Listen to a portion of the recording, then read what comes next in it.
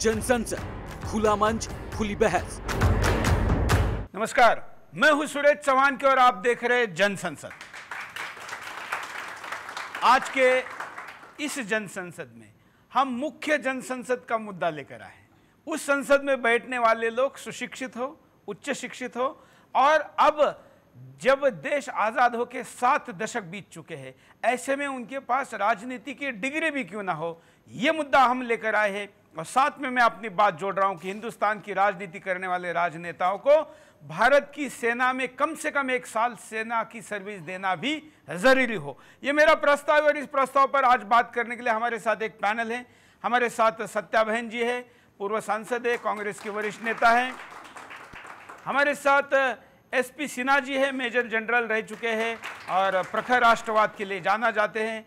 नीलिमा पवार जी हमारे साथ, जो स्टेट प्रेसिडेंट है राष्ट्रीय सैनिक संस्थान की। और अनिला जी का परिचय मैं लास्ट में इसलिए करवा रहा हूं कि अनिला जी एक ऐसी राजनेता है जिनके घर में आईएएस ऑफिसर हैं, उनके पति। तो राजनीतिक क्षेत्र में या हिंदुस्तान के जो 4 स्तंभ हम कहते हैं, जिसमें से न्यायपालिका में शिक्षा जरूरी है, शिक्षण जरूरी है, बल्कि डिग्री जरूरी है। कार्यपालिका जो स्तंभ है उसमें भी बहुत जरूरी है, बल्कि बहुत अच्छी और उच्च शिक्षा जरूरी है। तीसरा स्तंभ है मीडिया, वो भी शिक्षा और डिग्री जरूरी है। और एक जो विधायिका है, राजनेता है, उनको मात्र ये चीजें जरूरी नहीं है। ऐसे में आजादी के समय में इस चीज की छूट दी गई, कारण तब शिक्षा का अनुपात इतना ज्यादा नहीं था। अब जब देश को आजाद होकर 7 दशक बीत चुके हैं, ऐसे में क्यों नहीं अब ये पहल को किया जाए और दुनिया को तमाम चीजों में आदर्श स्थिति दिखाने वाला भारत अब अपने राजनेताओं को इस विषय की डिग्री लाकर एक आदर्श उदाहरण क्यों ना दे। यह मुद्दा है। इस मुद्दे की स्थिति पर हम चर्चा करेंगे, फिर कारण, परिणाम और उपाय पर जाएंगे। शुरुआत करते हैं सबसे पहले नीलिमा पवार से। क्या आप इस विषय पर आपकी क्या राय है? सर बिल्कुल, इसमें तो हम आपसे सहमत हैं कि शिक्षा तो बहुत ज़रूरी है, लेकिन थोड़ी सी दिक्कत यहाँ आएगी कि भारत इस समय एक ट्रांजिशन पीरियड से गुजर रहा है। तो पुरानी पीढ़ियाँ जो हैं, पुराने जो बहुत जनसंपर्क के हमारे लोग हैं, वो काफ़ी हद तक अभी शिक्षित नहीं हैं। तो शुरू में थोड़ा सा लिबर्टी के साथ धीरे धीरे हमें इसे आगे बढ़ाना अब तो हो गया ना, मोदी जी ने 75 पे तो रिटायर कर दिया राजनेता को, तो अब वैसे भी 70 दशक हम इतने सालों बाद तो नहीं हो सकता। अब कांग्रेस में सत्याबेन जी अभी भी जवान, इसमें कोई दो राय नहीं, लेकिन बीजेपी में तो रिटायर कर दिया है। नहीं, तो शिक्षा तो बिल्कुल ज़रूरी है आदमी को जागरूक ही नहीं संवेदनशील बनाने के लिए, तर्क वितर्क के लिए, पब्लिक को समझाने के लिए, और ग्लोबल वर्ल्ड में क्या हो रहा है, क्या नहीं हो रहा है, चीज़ें हम तक कैसे पहुंच रही हैं, हर प्रकार से, हर तरीके से। देखिए, जो राजनीति में शिक्षा की बात कही है, मैं कहना चाहती हूँ कि राजनीति में शिक्षा कई तरह की होती है। एक तो किताबी शिक्षा होती है, किताबी ज्ञान होता है, एक व्यवहारिक ज्ञान होता है और एक विवेकशील ज्ञान होता है। तो उसमें सभी केवल अकेला किताबी शिक्षा ही जरूरी नहीं कि अक्षर ज्ञान हो जिसको वही ईमानदार हो। उसमें बहुत सारे मर्यादा हैं, बहुत सारे नैतिकता क्षमता के लिए। हाँ, वो उसमें सारी क्षमताएं होनी चाहिए। मैं ये नहीं कहती कि अगर कोई व्यक्ति है, मैं पार्लियामेंट की मेंबर रही हूँ, मुझे पता है कुछ ऐसे वाकई हमारे सामने आए हैं जिसके सामने मैं भी, पहले आप कहते हैं ना कि भाई शिक्षा जरूरी है, शिक्षा जरूरी, मैं भी मानती थी शिक्षा जरूरी है, लेकिन कुछ ऐसी घटनाएं मेरे सामने आई हैं कि जिन पर मुझे लगा कि मेरा ज्ञान या मेरी बात, मेरी विचारधारा शायद आधी अधूरी है। बिहार से एक महिला लोकसभा में चुन के आई थी, उनका नाम मैं जरूर लूंगी। उनका नाम था भगवती देवी। आपने शायद इतिहास में देखा होगा, उनका नाम पत्थर तोड़ने वाली महिला, पत्थर तोड़ने वाली महिला ही उसका नाम था। वो बिल्कुल मजदूर वर्ग से आती थी, मजदूरों की लड़ाई लड़ती थी वहाँ बिहार में, और कांग्रेस से नहीं थी हालांकि। तो वो महिला यहाँ पर आई थी पार्लियामेंट में, लोकसभा में अच्छे बहुमत से जीत के आई थी। जब मेरी मुलाकात उनसे हुई सेंट्रल हॉल में, और हमारी जो महिला कक्ष है जो पार्लियामेंट का, तो उसमें तो उनका परिचय जाना तो मुझे बहुत अच्छा लगा कि लोग, वो अपना बाकायदा वो करती थी, पढ़ी लिखी नहीं थी ज़्यादा, तो उनको बताया मैंने, तो कहती कि पढ़ी लिखी, हम उनकी बातों से, उनकी विचारधारा से मुझे बहुत मैं प्रभावित हुई कि भाई पढ़े लिखे लोगों को हरा के आई। इसका मतलब उनकी लोकप्रियता कितनी होगी, लोगों के अंदर भावना, लोगों की लोक सेवा ही तो होगी। लोकप्रियता तो फुलन देवी की भी थी। हाँ? फुलन देवी भी जीत कर आई थी। बिल्कुल, तो जीत कर बिल्कुल केवल जीत कर आना पर्याप्त नहीं है। ना देखिए, फूलन देवी के बारे में मैं फूलन देवी के बारे में आपको बताऊं कि मैं जब MP थी तो मैंने बहुत सारी जेलों का निरीक्षण किया, केंद्रीय कारागारों का। उसमें मैं जब वहाँ पहुंची ग्वालियर की सेंट्रल जेल में, उसमें 13 महिलाएं थी जेल में, उसमें एक फूलन देवी भी थी, एक और थी कोई सीमा परिहार, कई महिलाएं थी। उसमें महिलाओं का ये देखने के लिए बहुत सारी महिलाएं वहाँ ऐसी थी कि जो प्लेटफार्म से उनको पता नहीं, उनका घर नहीं पता, उनको अपने उसका एड्रेस नहीं पता नहीं है, जाने खैर मतलब आपका मानना इस विषय में कुछ लेकिन अलग है। इसने जो अपनी कहानी बताई है ना, कितना उत्पीड़न किया, मैं कहती हूँ फूलन देवी ने आके बहुत अच्छा किया और उसने बदला लिया लोगों का। चलिए हम उस पर बात नहीं करते। टीना साहब, आप सेना से है और आप निश्चित मेरे मत से सहमत होंगे। एकदम 100%। यदि मैं बढ़ा सकता हूँ तो 200%। क्या कंपलसरी मिलिट्री ट्रेनिंग हिंदुस्तान में होना चाहिए या नहीं? मैं 3 फेजेस में कवर करना चाहूँगा कि फ़ौज क्या सिखलाती है एक इंडिविजुअल को, एक व्यक्ति को क्या सिखलाती है, आज का पॉलिटिकल सिस्टम में क्या क्या कमियां हैं जो गुण फ़ौज से सीखने की ज़रूरत है, और विश्व में ऐसे ऐसे दिग्गज देश जो बहुत शक्तिशाली माने जाते हैं वो कौन कौन से देश हैं।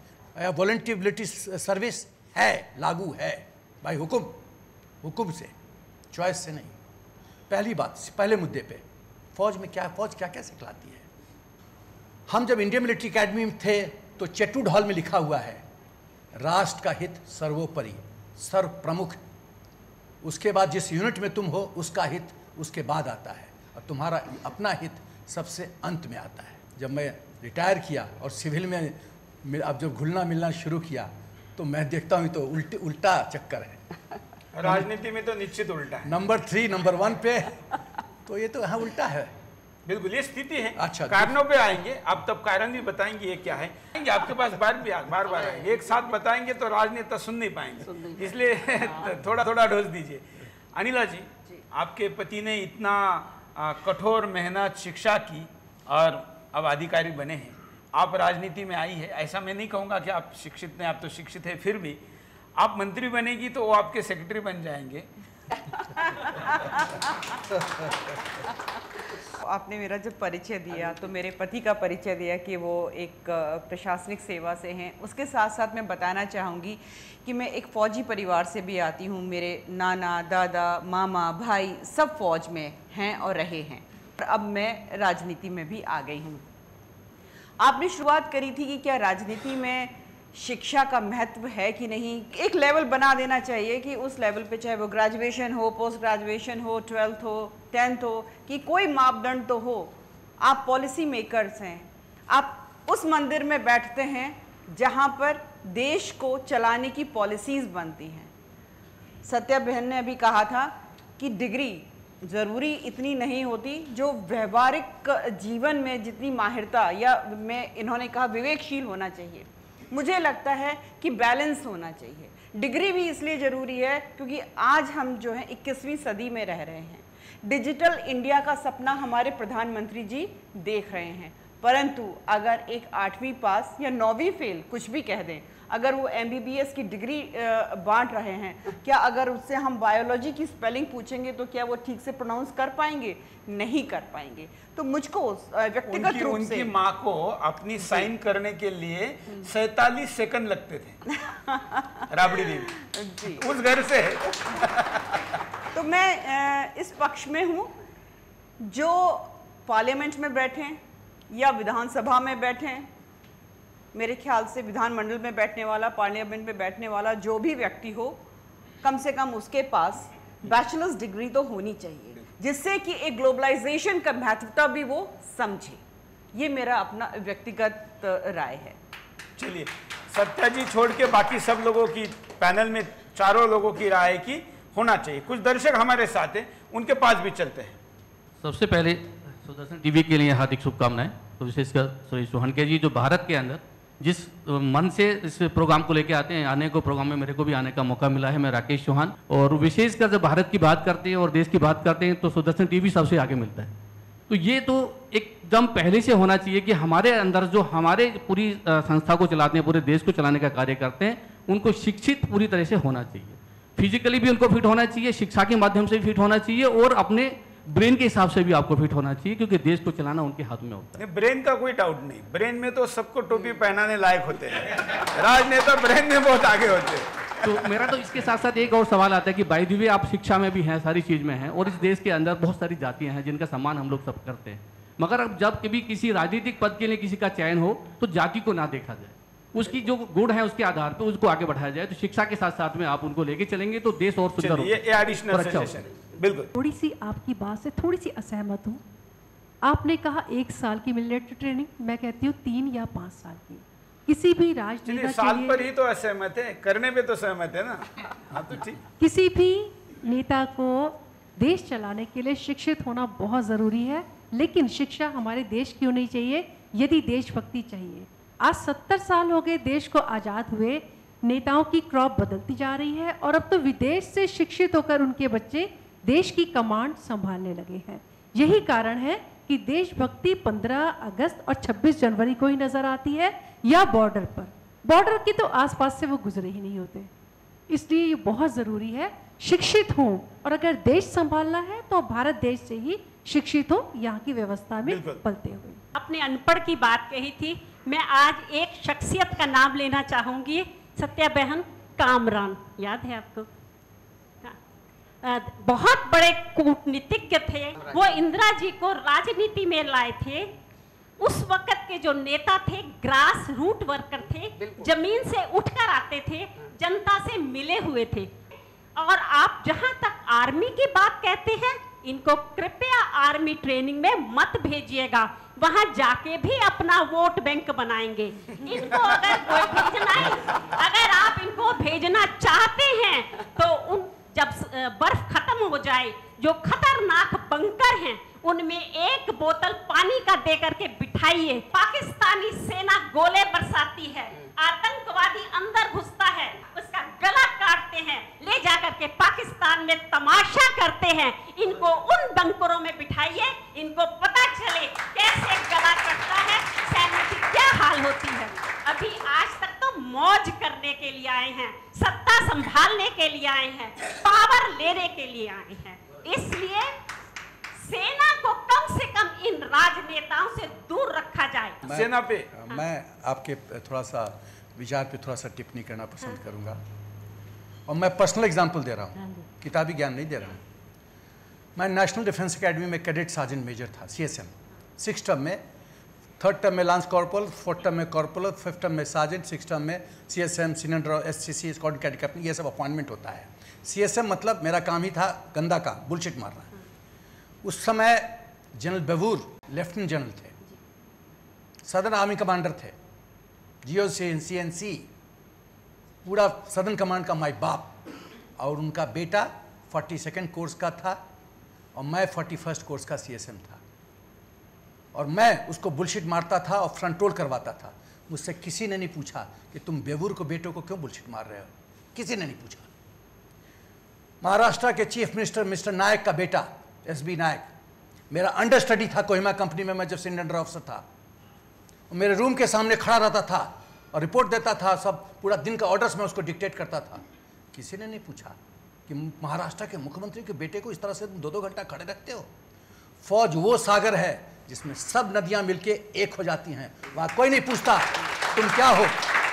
क्लास में घुसेगा तब तो शिक्षा लेगा, आप घुसने ही नहीं दीजिएगा तो शिक्षा क्या लेगा। बिल्कुल, मतलब जाना जरूरी है। अनिला जी कुछ कहना चाहते? जी, अभी मैंने देखा कि मेरी बहन काफ़ी आक्रोशित हो रही थी। कहीं ना कहीं भावनाएं आ जाती हैं जब 0.1% राजनीतिज्ञ बहुत उल्टे सीधे बयान देते हैं फौज को लेकर। मैं 0.1% इसलिए कह रही हूँ, गिने चुने 7-8 नाम ऐसे हैं जिन्होंने बड़ी भद्दी टिप्पणियाँ हमारी फ़ौज के ऊपर की हुई हैं, परंतु उनको लेकर हम सारे पॉलिटिशियंस को नहीं नाम सकते कि वो सब के सब ऐसा नहीं गलत आस्था रखते हैं। इवन मैं आपके बात को रोककर ये दुरुस्ती मेरे तरफ से कहूंगा कि देश में ऐसे बहुत राजनेता है जो शिक्षित ना होने के बावजूद उन्होंने बहुत अच्छा परफॉर्मेंस किया, इसमें दो राय नहीं। लेकिन हम कल आगे हिंदुस्तान को जहां लेके जाना चाहते, उस लिए ये सजेशन है। तो मैं केवल ये कहना चाहती हूँ कि जो आपकी भावनाएं हैं मेरे ख्याल से वो उन राजनेताओं के लिए सीमित होनी चाहिए जो गलत भावनाएं रखते हैं हमारे फौज के लिए।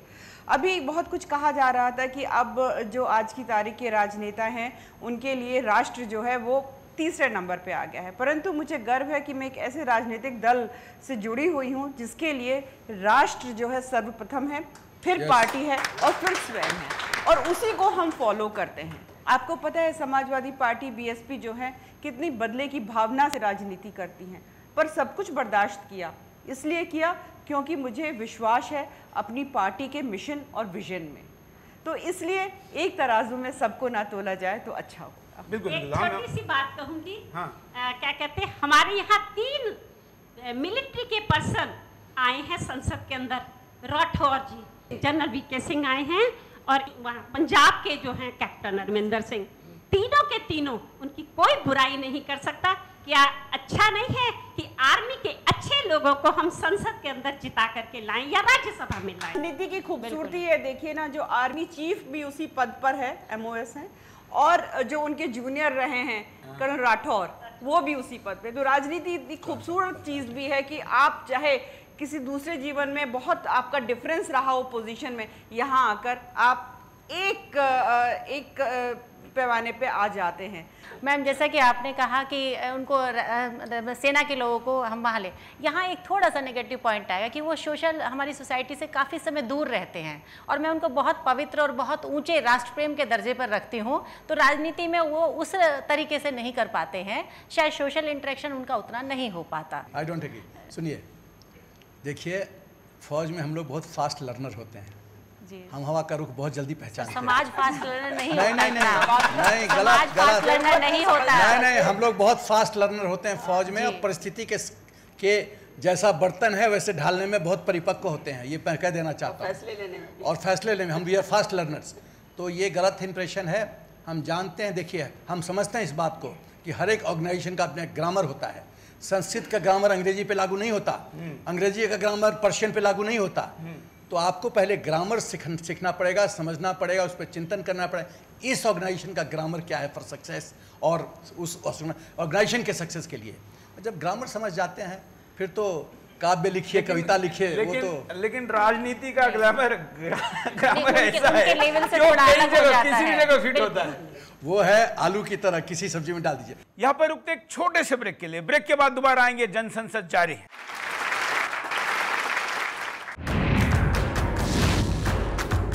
जन संसद, खुला मंच, खुली बहस। जन संसद, खुला मंच, खुली बहस। ब्रेक के बाद आपका एक बार फिर से स्वागत है। जन संसद देख रहे हैं आप। परिणाम और उपाय की दिशा में भी आगे बढ़ते हैं। सिन्हा साहब कुछ कहते हैं। मैं ये कहना चाहता हूँ कि फौज क्या सिखलाती है, इसको मैं 3 हिस्सों में कवर करना चाहता हूँ, कि नेशनल लेवल पे, फिर यूनिट लेवल पे और इंडिविजुअल लेवल पे।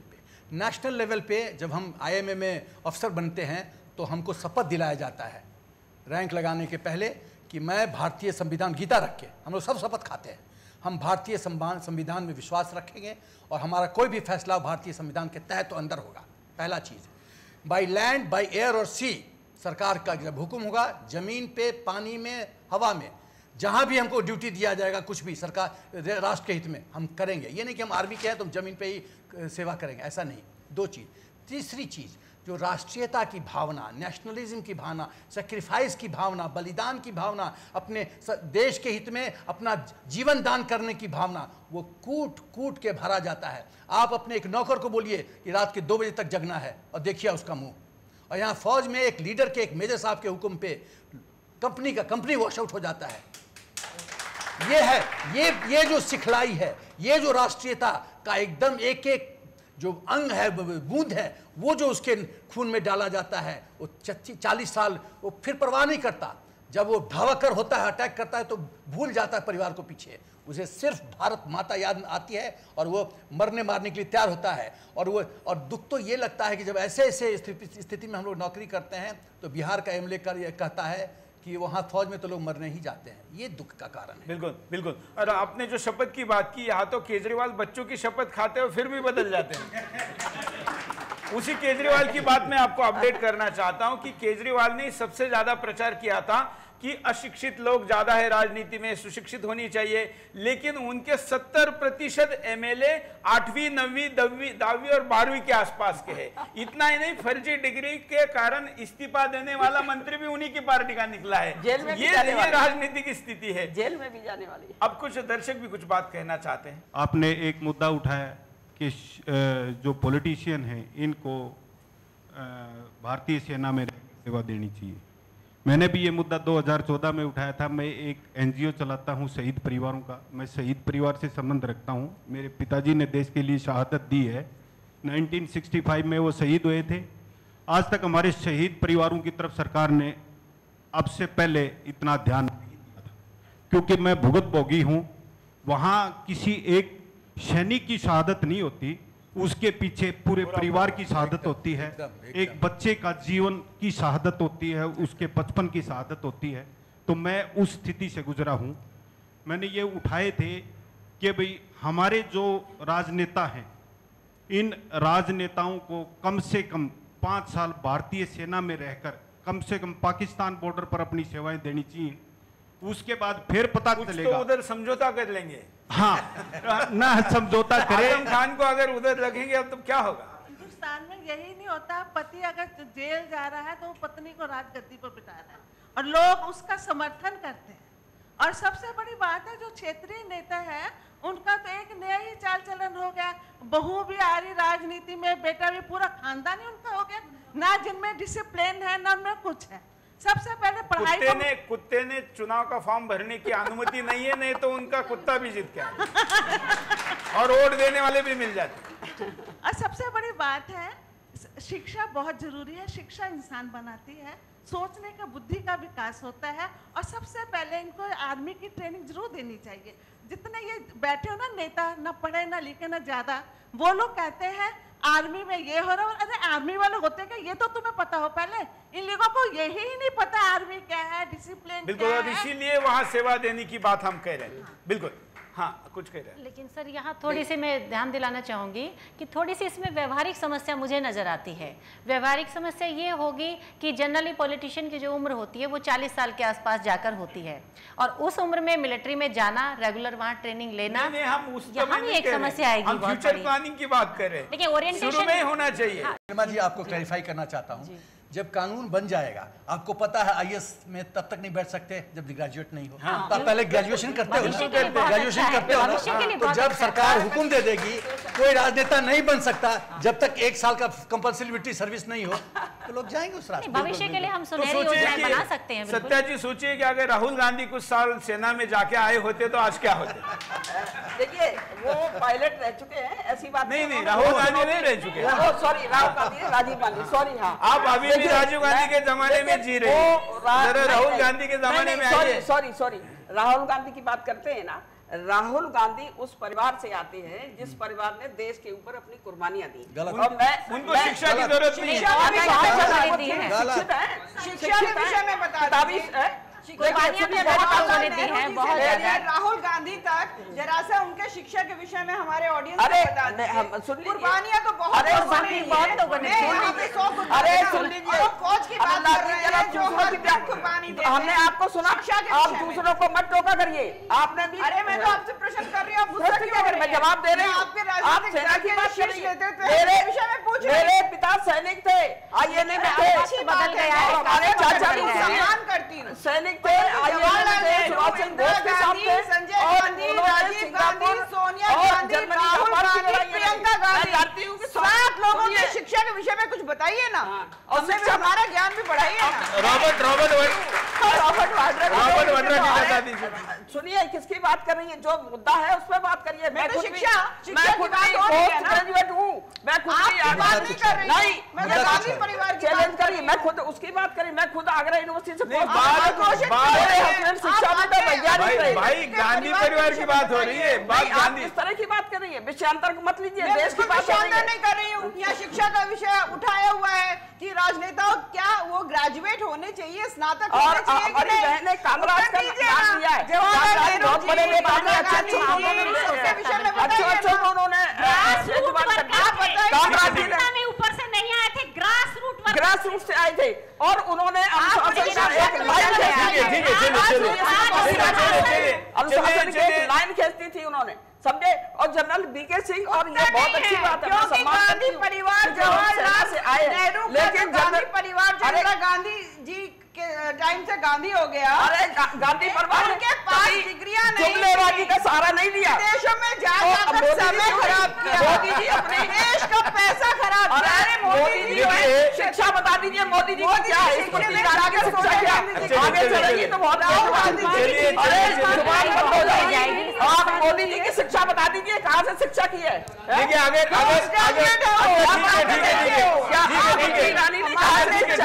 जो शिक्षा मंत्री बना हमने, अच्छा अगर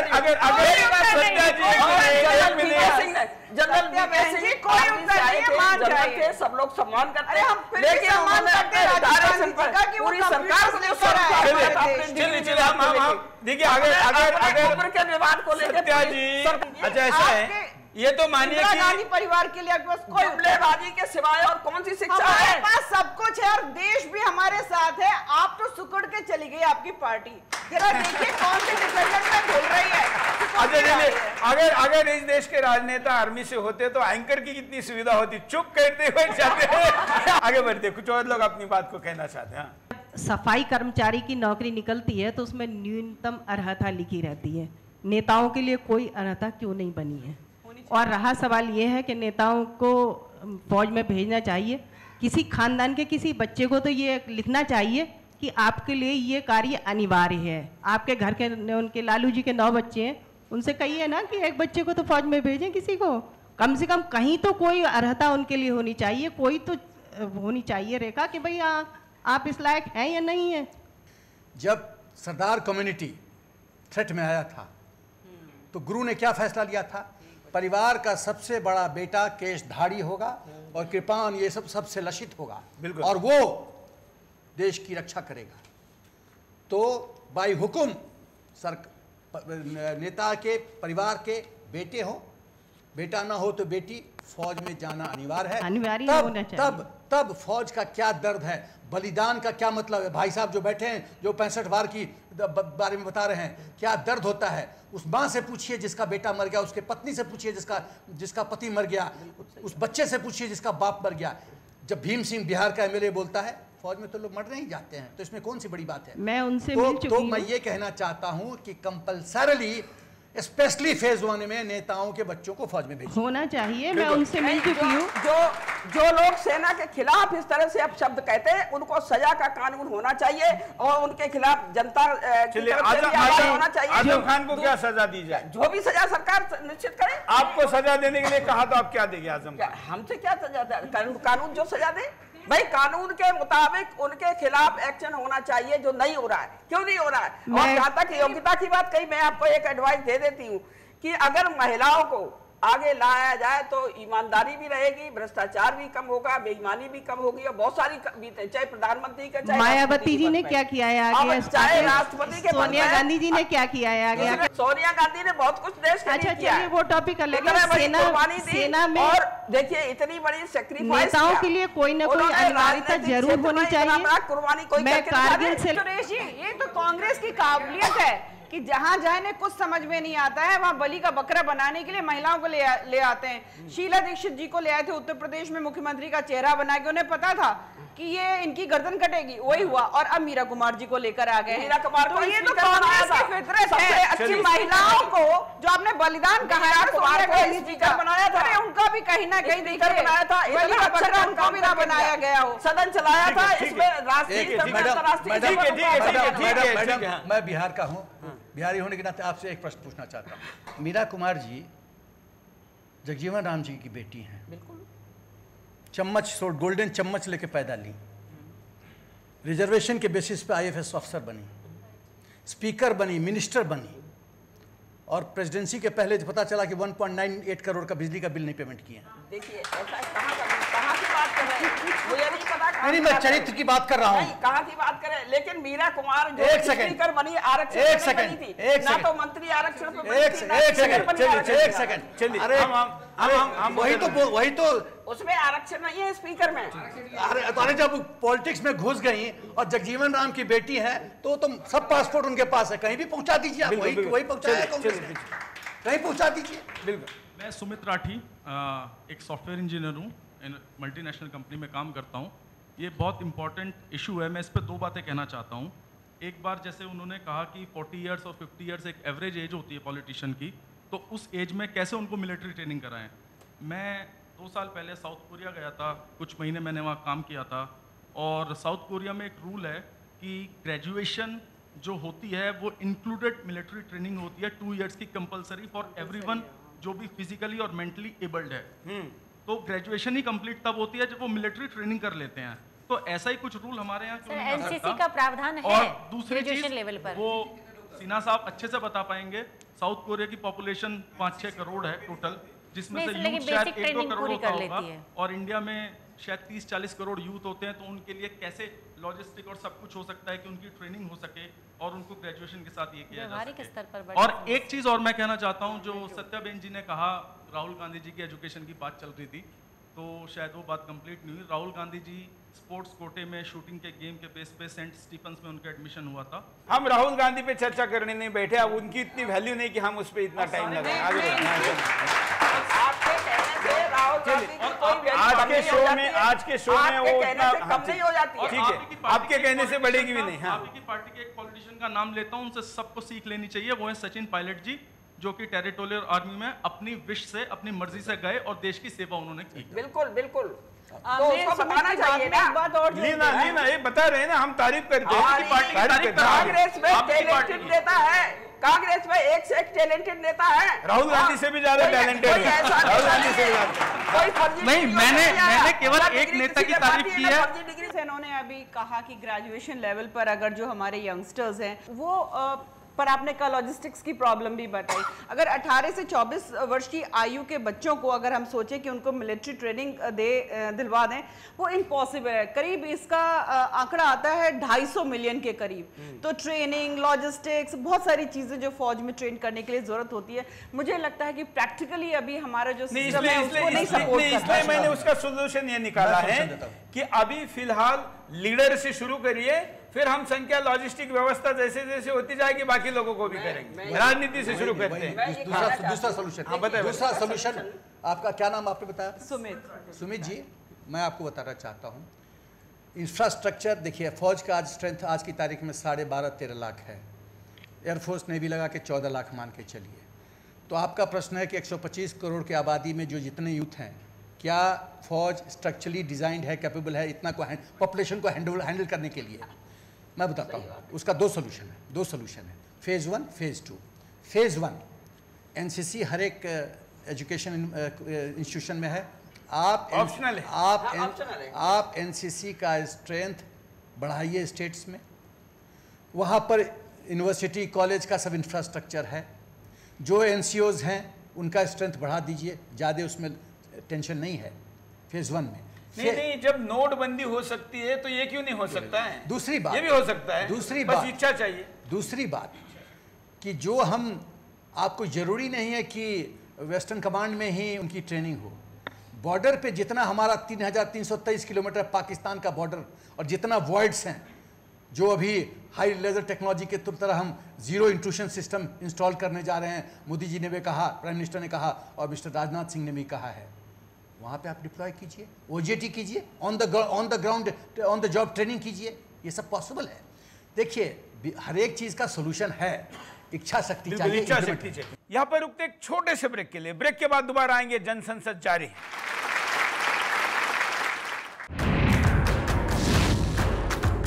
जन संसद, खुला मंच, खुली बहस।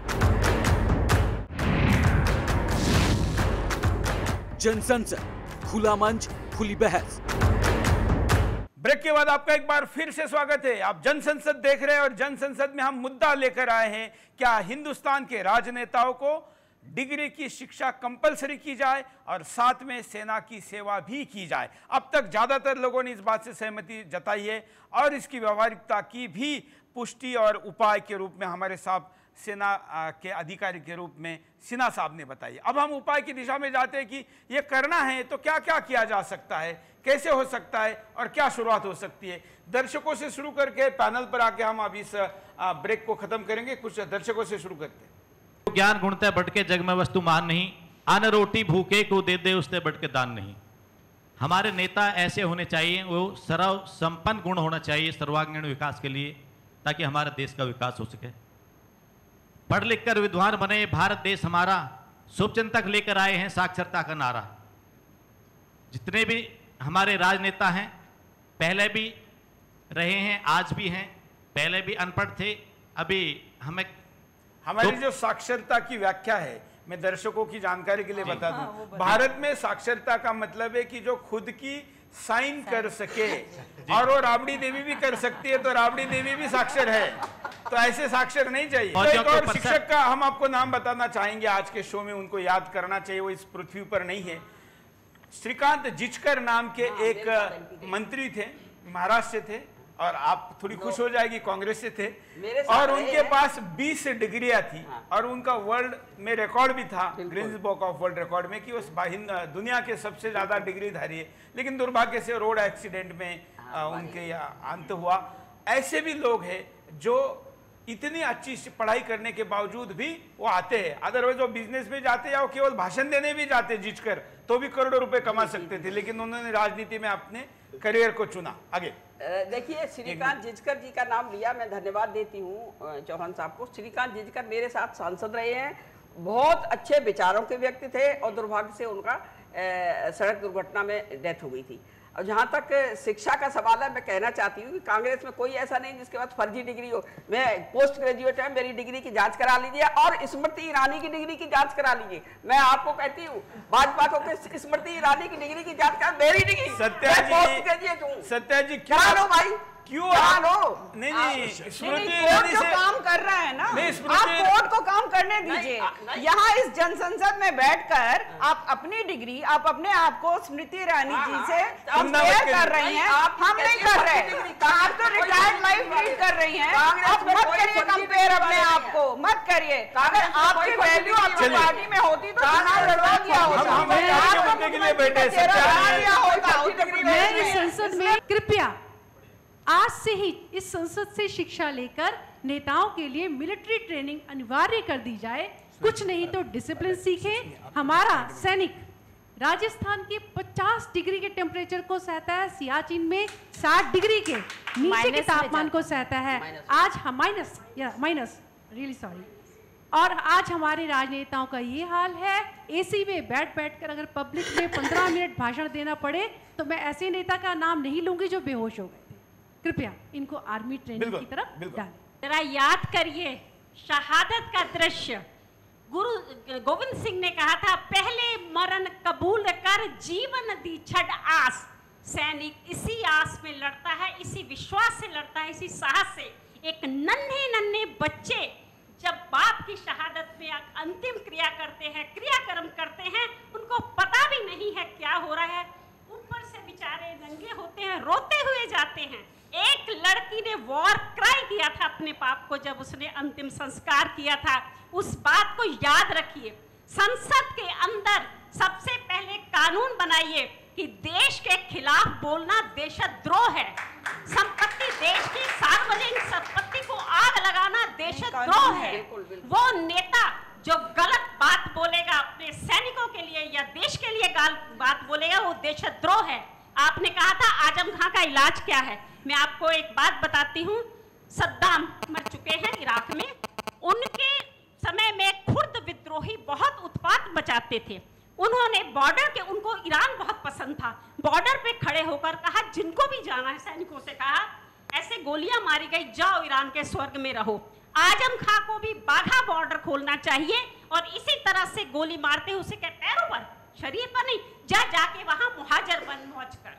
इस जनसंसद के द्वारा मैं एक और मुद्दा यहाँ पे उपस्थित करना चाहता हूँ। जैसे हम बोल रहे हैं कि राजनेता मतलब ग्रेजुएट हो एटलीस्ट, उसी तरह जो मंत्री बनता है उसके लिए यूपीएससी जैसा कोई सिलेबस हो, क्योंकि उसके अंडर इतने सारे आईएएस ऑफिसर काम कर रहे होते हैं, उनको जिस तरह से वो ट्रीट करते हैं, उनको ये नॉलेज भी नहीं होती कि किस तरह से देश चलाना है, किस तरह से काम करना है। और दूसरी सबसे इम्पोर्टेंट चीज़ ये है कि जो बहुत सारे हमारे राजनेता है वो बहुत सारे एजुकेशनल इंस्टीट्यूट के फाउंडर हैं, और उनके लिए ग्रेजुएशन की डिग्री लेना बहुत बड़ी बात नहीं है।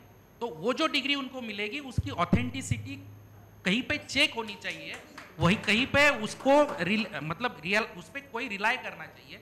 ऐसी डिग्री उसके पास होनी चाहिए, नहीं तो इन सारी चीज़ों का कोई फायदा नहीं हो सकता। मतलब जैसे ड्राइविंग लाइसेंस कहीं पर भी वेरीफाई हो सकता है, वैसी डिग्री भी वेरीफाई होनी चाहिए ऑनलाइन में। और जैसे आप कुछ कह रहे थे। जी बिल्कुल, जो मैं अपनी बात कहूँगी, आप शायद जैसे कॉरपोरेट में रेफरेंस और बैकग्राउंड चेकअप करते हैं, उसी का शायद आप यहाँ पे कहना चाह रहे हैं कि असलियत पता चल जाए कि जो दाखिल किया जा रहा है वो वाकई में सच्चाई है कि नहीं। उसके लिए कोई अलग सा, जैसे हम यूनिवर्सिटी एफिलिएशन होता है, उसी तरह इसका कोई एफिलिएशन होना चाहिए, कोई यूनिवर्सिटी बननी चाहिए जो केवल राजनेताओं की जो डिग्री होती है वो वेरीफाई करे, उसका कोई अलग सा सिलेबस बने, इस तरह से कोई काम हो सके इस देश में, तो उसकी पे लोग कोर्स होना चाहिए। चौहान साहब एक प्लस करना चाहूँगी इनके में मैं, जैसा कि आपने कहा ये बहुत नया विचार एक अच्छा है। देखिए सर, दो तरह के प्रतिनिधि होते हैं, जैसे एक जनप्रतिनिधि हो गए और एक मंत्रालय जो संभालते हैं वो। तो आपकी ये बात बहुत, आप चौहान साहब अपने चैनल के माध्यम से रखिए कि जो मंत्रालय कम से कम संभालते हैं उन्हें उस मंत्रालय से संबंधित विषय का ज्ञान अवश्य होना चाहिए। बिल्कुल बिल्कुल। मैं एक बड़ी इंटरेस्टिंग सी बात आपको बताती हूँ जो पूरा चल रहा है, जिसे इन्होंने कहा भी कि जो मंत्री होते हैं वो आईएएस अधिकारियों को डील करते हैं, तो किस प्रकार से करते हैं। एक हमारे यहाँ आईएएस वीक होता है, और आईएएस वीक के दौरान एक लंच जो होता है आईएएस अधिकारी अपनी फैमिली के साथ, मुख्यमंत्री और उनकी पत्नी के साथ लेते हैं, अगर वो शादीशुदा हो तो। नहीं होंगे तो अब जैसे योगी जी तो हमारे शादीशुदा नहीं है तो पर हम लोग तो सब जाएंगे वहाँ पे। तो एक बहुत सीनियर आईएएस अधिकारी की पत्नी ने मुझसे पूछा कि अनिला, तुम राजनीति में क्यों आई हो? क्योंकि जबकि मेरे जो हस्बैंड के दादाजी हैं वो भी विधायक रहे हैं, तो एक राजनीतिक बैकग्राउंड भी है मेरा। तो उन्होंने मुझसे पूछा कि अनिला तुम राजनीति में क्यों आई हो? तो मैंने कहा कि मैं आपको सच्चाई बताऊं। उन्होंने कहा सच्चाई बताओ। मैंने कहा मैं ये पास से जाके महसूस करना चाहती हूँ कि एक अनपढ़ मंत्री या नेता के सामने आईएएस, जो भारत की सर्वोच्च नौकरी मानी जाती है, घुटने कैसे टेकता है, मैं वो महसूस करना चाहती हूँ। और दूसरी बात आपने कहा फौज की, जब मैंने ग्रेजुएशन करी उस वक्त तक महिलाएं फौज में नहीं जा सकती थी। मेरी इच्छा बहुत थी, क्योंकि एक फौजी बैकग्राउंड होने के नाते मेरा बड़ा मन करता था। और जब बाद में ये आया कि नहीं महिलाएं भी जा सकती, तब तक मेरी शादी हो चुकी थी। तो मुझे बड़ा अच्छा लगेगा अगर फौज की ट्रेनिंग राजनेताओं को मिले। परंतु उसके साथ मैं एक चीज़ जोड़ देना चाहती हूँ। एक कहावत है, देसी कहावत है, जिसका काम उसी को साजे, दूजा करे तो बुद्धू बाजे। तो फौजियों के उसमें अगर राजनेताओं को भेज दिया तो कंफ्यूजन क्रिएट हो जाए। शिक्षा की एक रियलिटी ऐसी है कि जो फर्स्ट बेंचर होते हैं वो बहुत पढ़ाई करते हैं, बहुत ज़्यादा पढ़ाई करते हैं, वो ज़्यादा से ज़्यादा इंजीनियर बन जाते हैं। तो आगे जाके उनको जॉब मिलती है एग्जीक्यूटिव इंजीनियर, इस तरह की वो जॉब मतलब नौकरी करते हैं। जो मिडल बेंचर्स होते हैं वो बहुत सारे जो मिडल बेंचर्स हैं उनको अवेयरनेस बाद में आता है जब वो ग्रेजुएशन तक पहुंचते हैं कि कुछ करना चाहिए, तो फिर वो कम्पिटिटिव एग्जाम की तैयारियां करते हैं, कम्पिटिटिव एग्जाम का पार्ट बनते हैं और वो आईएएस बन जाते हैं या फिर एक अच्छे पोजीशन पे जाते हैं, आईएएस बन जाते हैं। और जो लास्ट बेंचर्स होते हैं वो शुरू से ही कहीं पे इधर उधर घूमते रहते हैं, किसी पार्टी को ज्वाइन कर लेते हैं, तो फिर वो राजनीति में आ जाते हैं और फिर वो राजनेता बन जाते हैं। तो होता उल्टा ये है, उल्टा मैं कंक्लूड करना चाहता हूँ कि जो लास्ट बेंचर्स होता है उसको मिडल बेंचर सैल्यूट करते हैं और जो फर्स्ट बेंचर है उसको वो जो है वो मिडल बेंचर्स को सैल्यूट करते हैं। सब उल्टा है, ये सिस्टम बदलना जरूरी है। आपकी भावनाएं ये है कि भाई यूपीएससी से कंपटीशन जीत के आना चाहिए जो मंत्री बने। मैं आपको बता देना चाहती हूँ कि बहुत, और आप अखबार पढ़ते होंगे, मीडिया में आता, बहुत सारे आईएएस आईपीएस अफसर आज भ्रष्टाचार में पकड़े जाते हैं, जेल में जाते हैं। सबसे बड़ी बात होती है ईमानदारी की और मॉरल हाई होना चाहिए, देशभक्त होना चाहिए, समाज के प्रति। चलिए ये बात एक रही है, पकड़ के अपन मान नहीं, एक बात और बता देना तुम्हें, मैं उत्तर प्रदेश की रहने वाली हूँ, मैं जानती हूँ कि पिछली सरकार में अनपढ़ नेताओं के इशारे पर आईएएस अफसर नाचते थे, गरीबों की जमीनों पे कब्जे कराने में अपनी पूरी योग्यता लगा देती थी। आज अगर मोदी जी एक ईमानदार है तो जांच करा लें, कितने अफसर ऐसे थे जो गरीबों के, दलितों की जमीनों पे उत्तर प्रदेश में अधिकारियों का कितना योगदान रहा। उत्तर प्रदेश की बात बिल्कुल सही है, उत्तर प्रदेश की बात बिल्कुल। एक मिनट, पार्टी है, वक्फ बोर्ड में 1200 करोड़ का आजम खान साहब ने घोटाला किया है, शांति से सबसे पहले मैं आपसे प्रश्न करना चाहती हूँ सत्या जी, लेकिन ये नाम लेने में थोड़ा जोर पड़ रहा है क्योंकि कांग्रेस के साथ सत्यानाम जमता नहीं है। तो दूसरी बात मैं आपसे ये कहती हूँ कि यहाँ पर फौजियों की बात चल रही है, एक बहुत प्रतिष्ठा वाली बात है क्योंकि मैं भी फौजी परिवार से हूँ, लेकिन उसी फौज के बीच में आपने फूलन देवी की तारीफ की तो मुझे कुछ अजीब सा लगा। मैं आपसे जरूर पूछना चाहूंगी।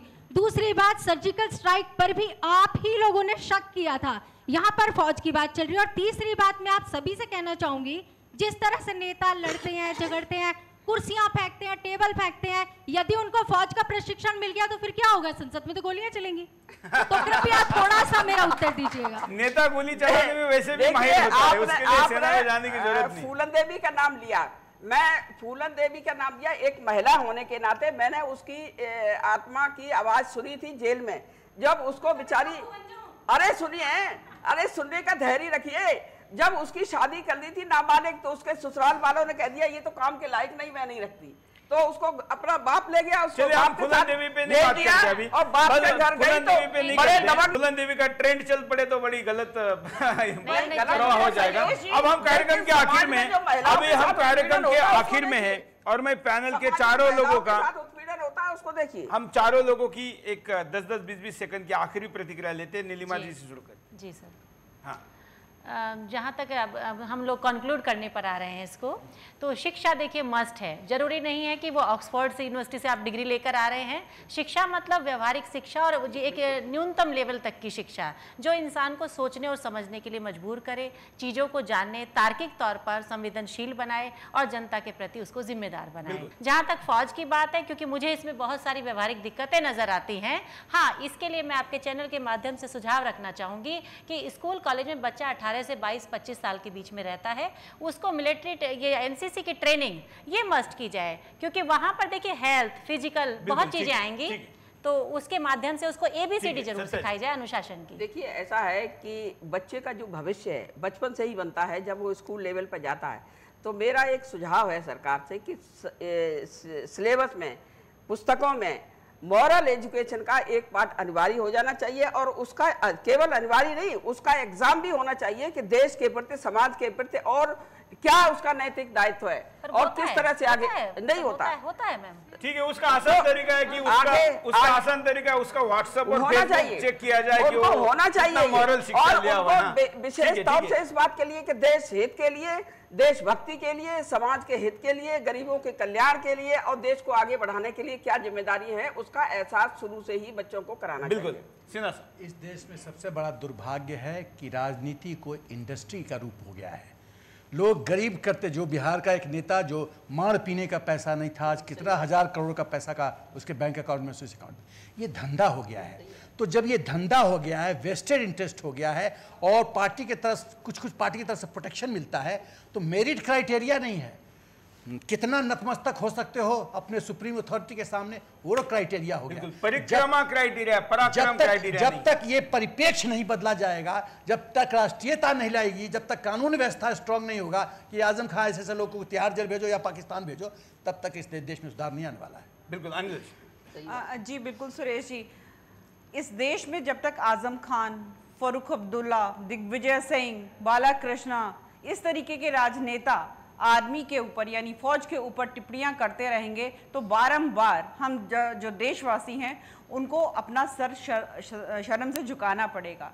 तो सबसे पहले तो मैं विनती करूंगी ऐसे राजनीतिक दलों से कि जहां से ये राजनेता आते हैं उनको कुछ ना कुछ तो सजा दीजिए, उनका जो शीर्ष नेतृत्व है वो तो आगे आकर कुछ तो बोले, पर मैं ये देखती हूँ चाहे वो कांग्रेस हो, सीपीएम हो, समाजवादी पार्टी हो, चाहे उनका जो भाजपा हो, शीर्ष नेतृत्व चाहे होता है भाजपा हो, वो शायद बिल्कुल शांत बैठा रहता है, बिल्कुल। तो हौसले बुलंद होते रहते हैं। अरे फौजी तो वो होता है जो अपनी मातृभूमि से इतना प्रेम करता है, जैसे कोई भी बालक होता है, माँ उसकी मोटी हो, काली हो, गूंगी हो, पर वो प्यार करता है, मोहब्बत करता है। तो चाहे हम फौज की ट्रेनिंग लें या ना लें, हमें अपनी मातृभूमि से उसी प्रकार से प्रेम करना चाहिए जैसे कि एक फौजी करता है। शायद वही एक तरीके की मानसिक ट्रेनिंग हम सबके लिए हो जाएगी। बिल्कुल, चलिए तो आज हमने आज कार्यक्रम के आखिर भाजपा में को भी देना चाहिए। भाजपा बहुत ठीक है, कार्यक्रम एंड हो रहा है, अभी कार्यक्रम एंड हो रहा है। सत्या जी, कार्यक्रम खत्म हो रहा है। क्या क्या बात करते हैं। चलिए चलिए चलिए चलिए, आपकी बारी आई थी तब आपने क्यों नहीं बोला, आप बोलने दीजिए, खत्म करते हैं। कार्यक्रम के आखिर में मैं यही कहूंगा कि हमने ये मुद्दा इसलिए लाया था कि भारत की राजनीति की 7 दशकों की स्थिति देख के उपाय क्या हो सकता है, और हम हमेशा केवल समस्या पे चर्चा नहीं करते बल्कि उपाय की दिशा में लेके जाते हैं, और इसलिए सुदर्शन जाना जाता है। आज हमने आपके सामने ये चर्चा की है। मैं उन राज्यों का भी अभिनंदन करना चाहूँगा जिन्होंने स्थानीय चुनावों में अब इसको शुरू किया है, जिसके बहुत अच्छे परिणाम हरियाणा जैसे राज्यों में भी दिखाई दे हैं। हम आशा करते हैं कि मोदी जी जो तमाम राजनीतिक बदलाव की दिशा में जा रहे हैं, ये भी बदलाव अपने कार्यकाल में लाएंगे और भारत की राजनीति की गंगोत्री को शुद्ध करेंगे। आज के लिए इतना ही। जय हिंद। जनसंसद, खुला मंच, खुली बहस।